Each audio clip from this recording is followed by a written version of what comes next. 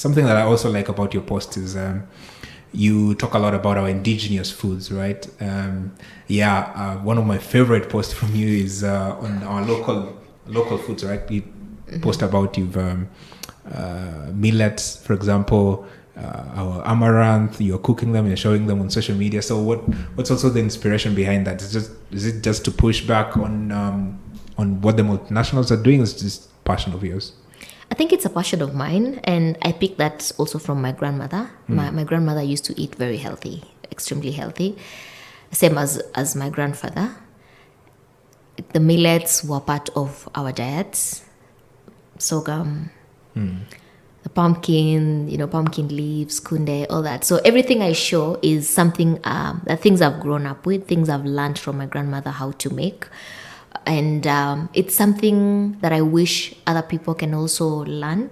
Some people may not have been as fortunate as I was, like growing up with like living with your grandparents and learning from them is something I see as a blessing. And I thought I may use my space to educate people on the same. And one of the things that really pushed me, aside from learning from my grandmother, one of the things that also pushed me to start speaking about indigenous foods and showing people how to cook them and consume them was the increase in the number of fast food outlets in our country. Yeah. In Nairobi, when you go to a mall, all the restaurants, at least 90% of them are fast food outlets. And what does that mean? We're looking at rising cases of lifestyle diseases, obesity, diabetes, and so forth, And I thought these people are giving our generation their food. How about us also showing our food? This is what, as Kenyans, as Africans, this is our food and it's cool.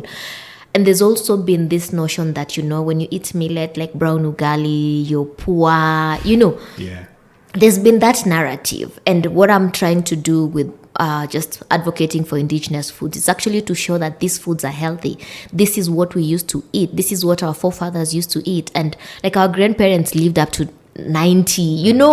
Like my great grandmother lived until she was 118 years old. Wow. I know. I saw my great grandmother. Record, right? I know, and that was way back in 2005. So. And what she used to eat, like she had like smoked beef, she would, because we're close to like Victoria, like fresh fish. I think she also liked liver and vegetables a lot. So I'm thinking, how about if we go back to our food, but because the culinary skills have been lost, how about teaching people how to use this? Because when everybody hears of, millet and sorghum, they immediately just think brown ugali and porridge. So nobody is thinking that I can actually make yummy pancakes out of millet. For example, finger millet. That I can actually make chapati out of millet. Or I can actually make like a very healthy snack out of sorghum. Or I can replace sorghum with rice. Like in my household, I barely eat rice unless necessary. I've learned ways of like cooking sorghum as a replacement of rice. Yeah. So teaching people how to consume these foods and the importance of these foods, because I'm thinking of our younger generation, like 70% of Kenyans are actually below 35 years. Yeah. So I'm thinking we're here consuming junk food. Our food is grown with pesticides. How about we start changing the narrative? These are the indigenous foods. We have the amaranth, the mrenda. We have the pumpkin leaves and all that. How about we teach the young generation how to cook it? Not just fries, because every time you see like cooking videos on Instagram, for example, it's all about somebody making potatoes. And potatoes are not indigenous to Kenya, and neither are they indigenous to Africa. So we need to learn how to cook our traditional foods. Look at India, and I think I draw inspiration also from the Indian cuisine. They use a lot of millets, they use a lot of sorghum, they use a lot of amaranth. And it's interesting how they actually cook it. Yeah.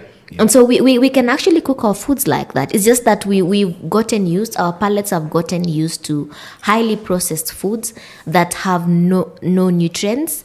And when we eat foods that are actually rich in nutrients, we feel like they're not food. And that's why like people from Nairobi, or other urban areas, when they travel to the rural villages, they're like, oh, these vegetables taste actually yummy. They taste different. Yeah. Because that's how vegetables are supposed to taste. Whatever you eat in Nairobi is contaminated. True. Yeah. Yeah, it's meant for that, right? It's grown.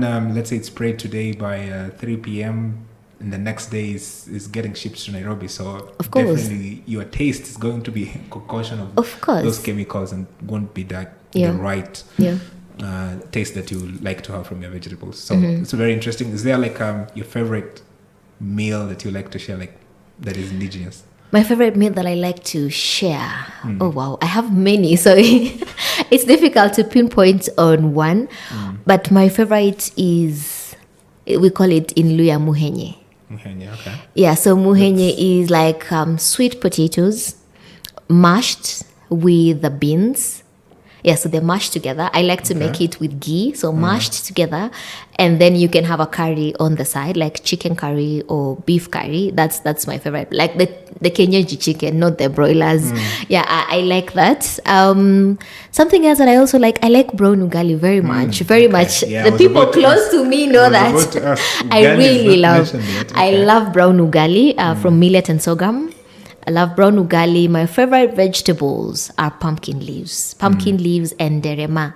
Nderema is the Malabar spinach. Yeah, I Is it love that like the combi. Smooth, is it smooth or It actually soft? looks like this. Yeah. Yeah, look almost similar to this. Yeah, so nderema, and then of course I eat meat. Yeah. So chicken, fish, any day, anytime. Okay. Yeah, and the fresh fish, not the deep fried one. Oof, okay. Yeah.